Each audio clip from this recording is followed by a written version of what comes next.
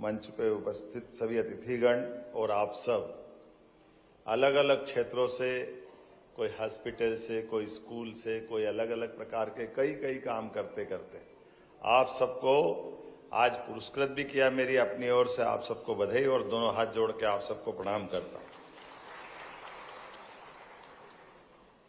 गंगा दशमी, पर्यावरण दिवस, इसका महत्व तब और बढ़ जाता है जब यशस्वी प्रधानमंत्री ने हमारे बीच एक अलग प्रकार से संदेश दिया है। उनने पर्यावरण दिवस से पूरे देश में हमारे अपने अतीत के गौरवशाली पृष्ठ से जोड़ते हुए एक पेड़ मां के नाम का भी अभियान प्रारंभ करने का दिन बताया। मैं माननीय प्रधानमंत्री जी के लिए जोरदार अभिनंदन करें। कितना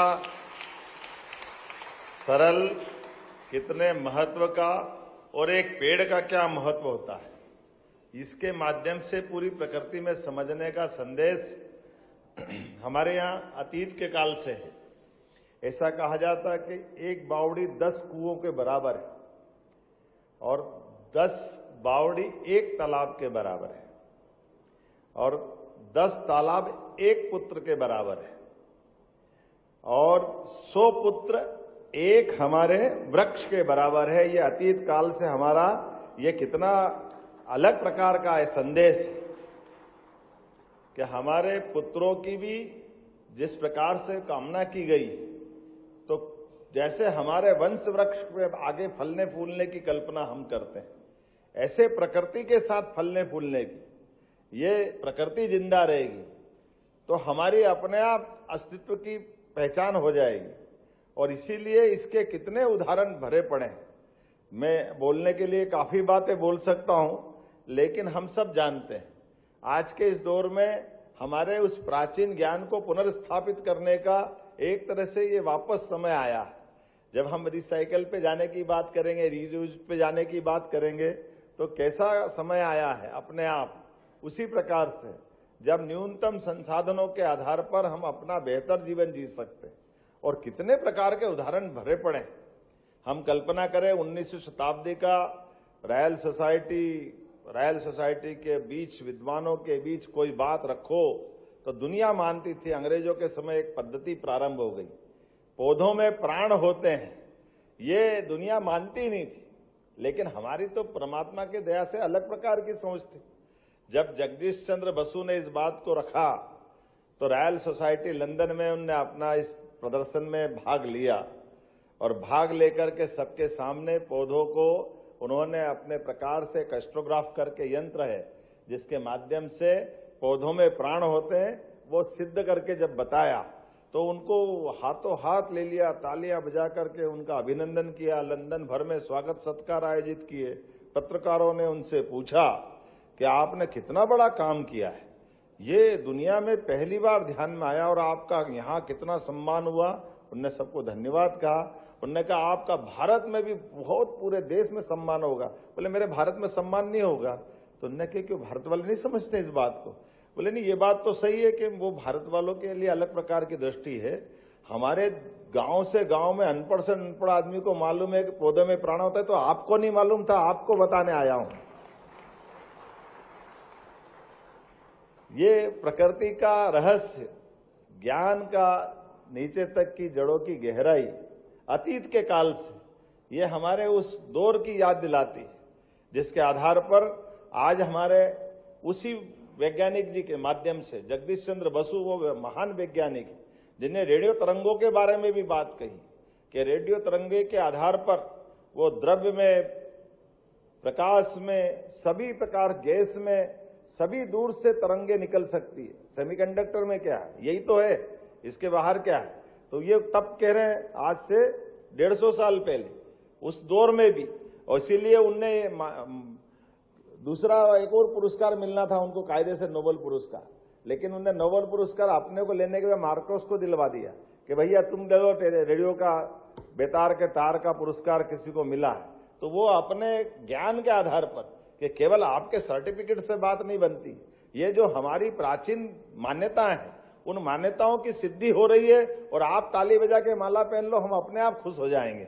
हमारे लिए ये जो प्राचीन काल से ये जो महत्ता है, इसी महत्ता के आधार पर यद पिंडो तत् ब्रह्मांडो, ये हमारे यहाँ वेद वाक्य में कहा गया कि जैसा हमारा अगर ब्रह्मांड को समझने की इच्छा है तो जैसा हमारा पिंड है, हम उस पिंड को देखें तो ब्रह्मांड अपने आप समझ में आ जाएगा।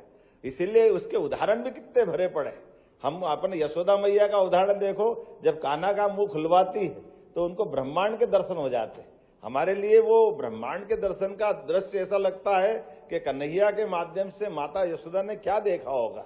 लेकिन आज भी आप अपने शरीर के अंदर से देख लो, हमारे आपकी बॉडी स्ट्रक्चर में देख लो, हमारे प्राण को देखोगे तो दुनिया के दृष्टि से तो एक ही प्राण है, लेकिन पतंजलि ने 5 प्राण बताए कि नहीं बताए? हमारे 5 प्राण शरीर में है। हमारे पंडित जी कोई भी भोजन कराएंगे तो वो व्यानासा, प्राणासा, उदानासा, समानासा जो बताते हैं, ये कहाँ कहाँ जा रहा है? एक प्राण हृदय में है, दूसरा प्राण हृदय से लेकर के यहाँ नाभि तक का है, तीसरा प्राण हमारा कंठ से लेकर के सिर तक का है। अब वेंटिलेटर पे सिद्ध हो रहा है, ब्रेन गया, पूरा शरीर चल रहा है। ये ब्रेन का क्या है? ये प्राण तो है। हार्ट गया, ब्रेन चल रहा, बाकी शरीर चल रहा, ये प्राण तो है। अभी हमारे यहाँ कोरोना के काल में बीच में लंग्स गए, काम खत्म हो गया, तो हार्ट से लेके नाभि तक का तो प्राण था। चौथा प्राण नाभि से लेके पैर गया, ये नीचे का पूरा हिस्सा गया, ये प्राण ही तो था।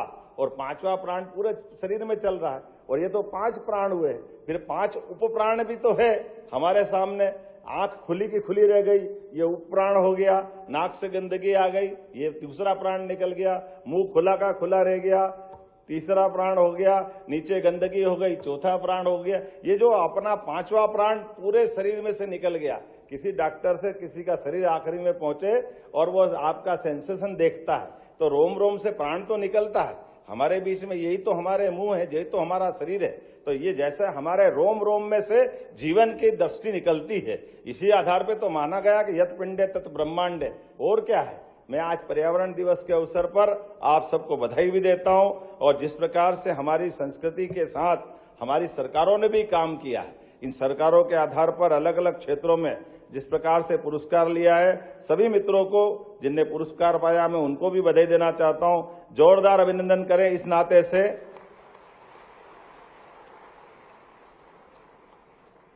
जब हम अपने उस हजारों साल की परंपरा के आधार पर जीवन पद्धति की बात करते हैं, लेकिन वो पुनर्स्थापित पद्धति हो रही है। हम तो पहले ही प्लास्टिक की मना करते थे, अब दुनिया कह रही है पहले लाओ और फिर बाद में हटाओ। ये जो संस्कार है बड़ा मुश्किल जाता है, लेकिन कोई बात नहीं। हमारी प्रकृति के साथ जीने की इन पद्धतियों के आधार पर आज जब हम आगे बढ़ रहे हैं तो रिड्यूस, रीयूज, रिसाइकल, ये हजारों साल से हमारी जो पुरानी जीवन पद्धति थी, उसी आधार पर जब हमने अपने नेट जीरो एमिनेशन की लक्ष्य रखा है, जिस आधार पर हम आगे जाकर के हमारी ऊर्जा क्षमता के लिए भी 2030 तक 500 गीगावाट तक बढ़ाने की बात कर रहे हैं। अब हमारी एनर्जी के लिए भी कितनी अच्छी बात आ गई कि पहले केवल बिजली बनाओ, और अब बिजली बनाओ तो बिजली कौन सी बनाओ, बिजली बनाओ तो बिजली चलाओ कैसे। अब मैं इन सारी बातों को विस्तार से तो नहीं कहूंगा, क्योंकि मैं आज यहाँ के बाद उज्जैन के कार्यक्रम में जाने वाला हूँ। और खास करके जलगंगा संरक्षण के आधार पर आज से 18 साल पहले माननीय अध्यक्ष जी हमने अपने छिपरा जी को लेकर के एक अभियान की संकल्पना इसी प्रकार से की थी, पर्यावरण बचाने को लेकर। कितना तो हमारी सरकार के द्वारा किया गया थोड़ा यूनिक अलग प्रकार का प्रयोग भी बताना चाहूंगा। छिपरा जी के आधार पर लोग दुनिया दर्शन करने, स्नान करने के लिए हजारों साल से सिंहस्थ में आती है, लेकिन धीरे धीरे क्या हुआ, समय के साथ प्रकृति के, पेड़ पौधों के, हमारे मालवा के, आबो हवा के सबके परिणाम दुष्परिणाम में जब बदले कि जब हमारी जीवन पद्धति से पेड़ चले गए, कई कारण से हमारे लिए नुकसान हुआ, तो छिपरा जी की धारा जो बहुत अच्छी गति से आती थी वो छिपरा जी की धारा में जल नहीं रहा। इसका दुष्परिणाम क्या हुआ कि बाकी समय तो धका ले कुछ काम, लेकिन सिमस जब गर्मी में आता है तो 80 के बाद से हमारी आदत पड़ गई कि हमने पहले शुरुआत की कि पहले पास में 20 किलोमीटर दूर नदी गंभीर थी, उस गंभीर के जल को डाल करके हमने स्नान कराया। अब कोई बात नहीं, 80 में वो डैम बना, 80 के बाद 92 में पटवा जी ने नरसिम्हा जी के माध्यम से गंभीर नदी के माध्यम से उज्जैन की जल आपूर्ति की। बाद में 2004 तक आते आते तो हमने काम चलाया, लेकिन 2000 तक गंभीर का भी मामला उतनी पूर्ति करने वाला नहीं। तो फिर बात चली कि नर्मदा जी को लाना चाहिए। हमारे एक बड़े पुराने सीएम साहब ने हमें मजाक बनाया था कि छिपरा जी नर्मदा मिल ही नहीं सकती है, लेकिन हमारे वैज्ञानिकों का और बाकी सब कारण से जल का उपयोग करने का, नर्मदा वैली का जो अलग अलग प्रोजेक्ट है उसका लाभ मिला कि अब नर्मदा जी चल करके पूरे मालवा और निमाड़ में सब दूर जल राशि पहुंचा रही। ये अलग बात है कि पर्यावरण दिवस पर हम ये बात कर रहा हूं तो ये अपने लिए दो तरह के मत भी आते हैं कि ये हमारी भौतिक उपयोग और उपभोग करने की दृष्टि है, इस दृष्टि के परिणाम भी है, दुष्परिणाम भी है। लेकिन आज के संसार में इन व्यवस्थाओं को चलाने के लिए जब डैम बनाए जाते हैं तो डैम बनाने से हमारे जीवन में बदलाव भी आता है। कहाँ 7 लाख हेक्टेयर का हमारा सिंचाई का क्षेत्र 2002-03 तक था, आज की स्थिति में है जब हम आपसे मैं बात कर रहा हूं तो 55 लाख हेक्टेयर का इरिगेटेड एरिया हमारे यहाँ मध्य प्रदेश में बना। सिंचाई क्षमता 55 लाख हेक्टेयर की बनी और उससे आगे बढ़कर के विश्व का पहला नदी जोड़ो अभियान, जिसके आधार पर एक नदी में सूखा है और एक नदी में बाढ़ आ रही, तो केवल लिंक जोड़ दो तो यह दोनों नदियों में पानी जा सकता है। ऐसे में जल भंडारण की क्षमता भी बढ़ती है, लोगों की जिंदगी भी बदलती है। मैं इस मामले में बताना चाहूंगा, हमारे माननीय सांसद जी यहाँ मौजूद हैं, जिनके माध्यम से केन बेतवा का बुंदेलखंड का यह हमारा विश्व का पहला प्रोजेक्ट बना, जिस आधार पर मोदी जी ने स्वयं ने उसका भूमि पूजन किया। तीसरा प्रोजेक्ट पार्वती काली सिंह चंबल का है, जिसके आधार पर हमारे राजस्थान कितने सालों से प्यासा था और पानी को लेकर ऐसी लड़ाई हो रही दोनों राज्यों के बीच, हाई कोर्ट, सुप्रीम कोर्ट, सब जैसे भारत पाकिस्तान की लड़ाई हो रही। 30 साल हो गए मुकदमा चलते चलते। यही मिंटो हाल इस बात का गवाह है। हमने बुलाया राजस्थान के मुख्यमंत्री माननीय भजनलाल जी को, आओ भजनलाल जी, कोई जरूरत नहीं है दोनों राज्यों के बीच पानी के मामले में बंटवारा के झगड़ा करने की। अरे राजस्थान 2 बूंद ज्यादा पानी ले लेगा, थोड़ा हमको कम मिल जाएगा, हमको ज्यादा मिल जाएगा। नदियों का मायका है मध्य प्रदेश, हमको तो सबको जल देना है, देना चाहिए कि नहीं देना चाहिए। हमारे यहाँ तो आखिरी समय में युद्ध हो रहा, आमने सामने का भारी युद्ध, भीषण युद्ध, और युद्ध में सामने वाला दुश्मन भी परास्त हो जाए और वो पानी मांगे तो पानी दे के जीवन धन्य होता है। हम तो उतनी उदार संस्कृति के लोग हैं, कहाँ लड़ाई झगड़ा करेंगे, किस बात के लिए लड़ाई झगड़ा करेंगे। हमने कहा इसकी जरूरत नहीं है, आइए हम आप मिलकर इस बात का रास्ता निकालते हैं। और माननीय प्रधानमंत्री जी के लिए जोरदार अभिनंदन करो, श्रीमान नरेंद्र मोदी जी के। उन्होंने दोनों बार आकर के समय भी दिया और समय नहीं दिया। 1,70,000 करोड़ की परियोजना के लिए दोनों राज्यों को केवल 5% मिलाना, 95% वो देने वाले हैं। ये कितना बड़ा अच्छा समय चल रहा है जब हमारे इन सारी व्यवस्थाओं के लिए इतने उदारमना होकर के माननीय प्रधानमंत्री जी इस तरह से आगे बढ़ रहे हैं। तो 2 के बाद तीसरा एक और प्रयोग हमारा अभी वर्तमान में होने वाला है, जिसके आधार पर महाराष्ट्र के मुख्यमंत्री आए, वो भी इसी मिंटो हाल का उदाहरण बना है, जिसके आधार पर देवेंद्र फडणवीस जी के माध्यम से। और ये तो और गजब होने वाला है, ये तो ऐसा गजब होने वाला है कि ये जो डैम बनेगा वो डैम तो कम बनेगा, हमारे पृथ्वी के अंदर भंडारण क्षमता बढ़ाने के लिए ये विश्व का सबसे अनोखा प्रयोग होने वाला है। एक बहुत बड़ी केव्स है जिसके आधार पर पानी पृथ्वी के गर्भ में जाएगा।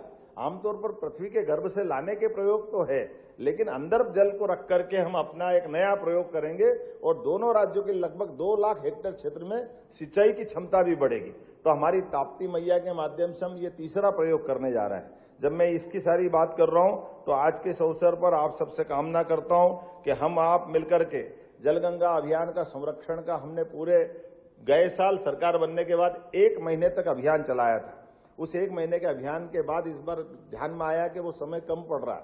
हमारे पुरानी बावड़ी, कुएं, तालाब, नदी, ऐसे कई जगह पुरानी जल रचनाएं मिली। यहाँ भोपाल में ही जब जाके गए तो वो बाघ की बावड़ी, बड़े बाघ की बावड़ी, अरे कितना अच्छा आनंद आया है। मुझे लगता है कि अपने अटल जी की जो 100वीं शताब्दी चल रही है, अध्यक्ष जी, हम सब मिलकर अटल जी के नाम पर वहां कुछ कवियों का नीचे का कार्यक्रम गोष्ठी कर सकते हैं। इतना बढ़िया लगता है। पानी के लिए नीचे अंदर पृथ्वी के अंदर भी कितनी सुंदर रचना पत्थरों से बन सकती। ये हमारे कुएं बावड़ियों का पूरे प्रदेश के अंदर अभियान चला, इतना जबरदस्त माहौल बना। और हमने कहा कि इसमें खेत तालाब भी, जिनकी खेती सूखी है वो अपने तालाब अपने खेत में बना लें, तो उनको भी मदद कर रहे हैं। मुझे इस बात की प्रसन्नता है, हमने 60,000 का टारगेट दिया था, लेकिन आज की स्थिति में 75,673 खेत तालाब बन गए पूरे प्रदेश के अंदर। एक तरह से पूरा माहौल बना हुआ है। तो हमने चालू किया गुड़ी पड़वा से 30 जून तक 3 महीने लगातार ये अभियान चल रहा है, जिसको हमने नाम दिया जलगंगा संरक्षण अभियान, जिसके आधार पर पुनर्जीवित कुएं, बावड़ी और घरेलू अपशिष्ट जल को साफ करना 95,500 कुओं को रिचार्ज किया गया और अमृत सरोवर 1,225 अमृत सरोवर।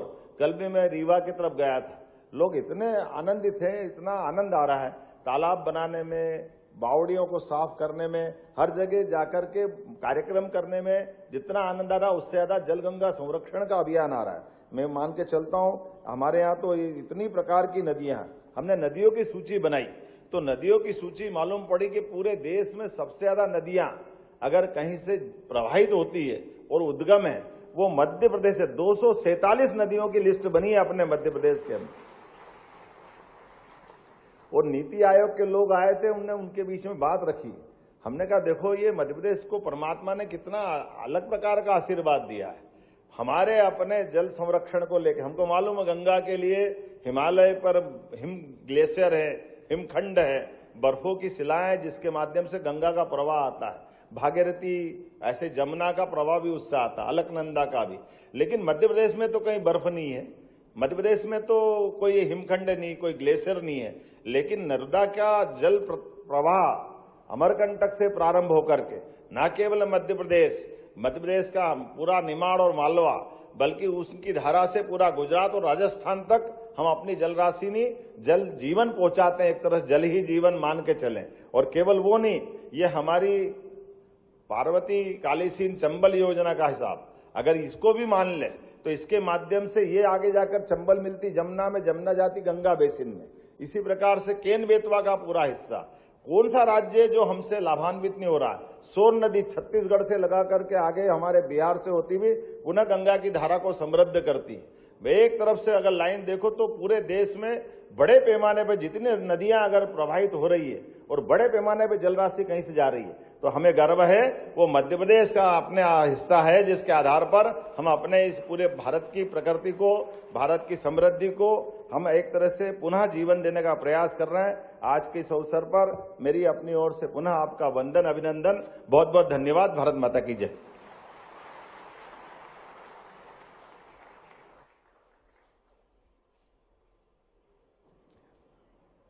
बहुत बहुत धन्यवाद माननीय मुख्यमंत्री जी। बहुत ही प्रेरक उद्बोधन और नई उम्मीदें जगाता हुआ उनका अपना ये वक्तव्य। हम बिल्कुल समारोह के समापन चरण की ओर इस वक्त हैं और अब हम श्री श्रीमन शुक्ला कार्यपालन संचालक एप्को से गुजारिश करते हैं वे औपचारिक आभार ज्ञापन करें। विश्व पर्यावरण दिवस के इस राज्य स्तरीय कार्यक्रम के मुख्य अतिथि प्रदेश के यशस्वी माननीय मुख्यमंत्री जी मध्य प्रदेश शासन का मैं पर्यावरण विभाग की ओर से हार्दिक आभार एवं कृतज्ञता ज्ञापित करता हूं। सर, आपकी गरिमामयी उपस्थिति और प्रेरक उद्बोधन ने हम सभी का मनोबल बढ़ाया है और पर्यावरण संरक्षण की दिशा में और बेहतर कार्य करने हेतु हम सभी को प्रोत्साहित किया है। मैं विभाग की ओर से माननीय वीडी शर्मा जी, आदरणीय सांसद एवं प्रदेश अध्यक्ष भारतीय जनता पार्टी के प्रति भी कृतज्ञता ज्ञापित करता हूं।